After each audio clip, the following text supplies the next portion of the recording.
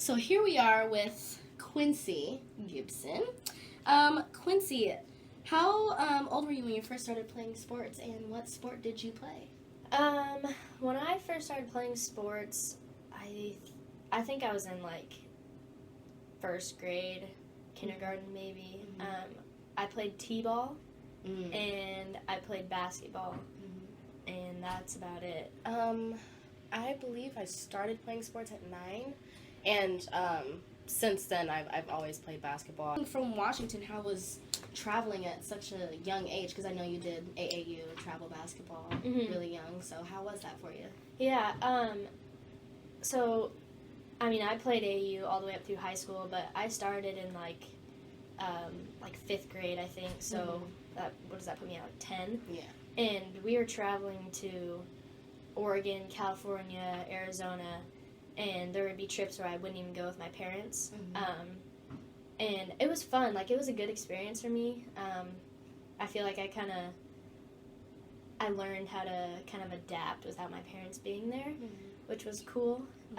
Being from California, how was traveling at such a young age, like tournaments and the different places that you went and stuff like that? I had a great time traveling. We've been to Kentucky, Tennessee, Georgia, lots of different places. But at the same time, we went really, really far. And I felt very disconnected from the people back home. Like, the only way I could, see them or communicate with them was through a cell phone. And that was hardly accessible with how many games we had every day, and trying to sleep and just be prepared to play as hard as we can. Did you miss your friends and family at all while you were gone? Yeah, I did, but I mean, I had my teammates, and a lot of them are like my really close friends, and they still are now, so that was good. Would you say that you feel like you missed out on family activities due to traveling?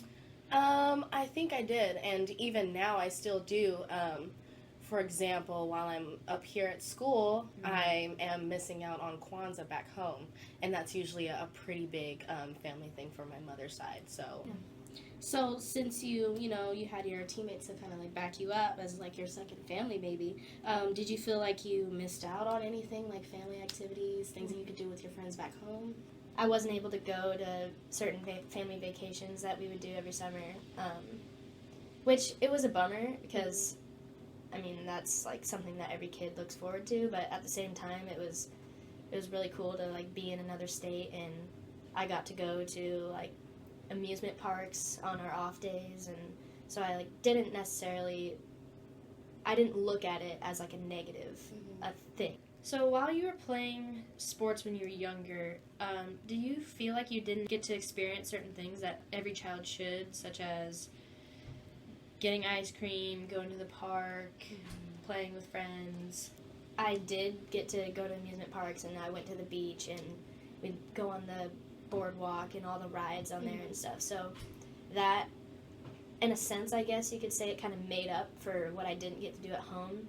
But at the same time, like when I was at home, I still went to the park with my siblings. Like, my parents took me to go get ice cream, like all that kind of stuff. I was like playing a sport, but I still got to experience like a full childhood like everybody should.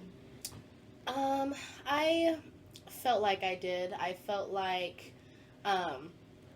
I was pretty much becoming dehumanized because I was moving around so much and not being able to just sit down and relax or go play video games with my friends in my neighborhood. And what kind of made it worse was, I was a sheltered child, so I'd be in the house and can't even go past the driveway, and the only time I could leave the house is if I had a basketball tournament on the weekend. So that kind of disconnection from, being a kid and being able to go out and make mistakes and do crazy stuff, and being an athlete and having to be responsible for yourself and stuff like that kind of put a lot of stress on me as a kid. But I mean, you reap the benefits later on. It's just at that time it was pretty tense. Yeah.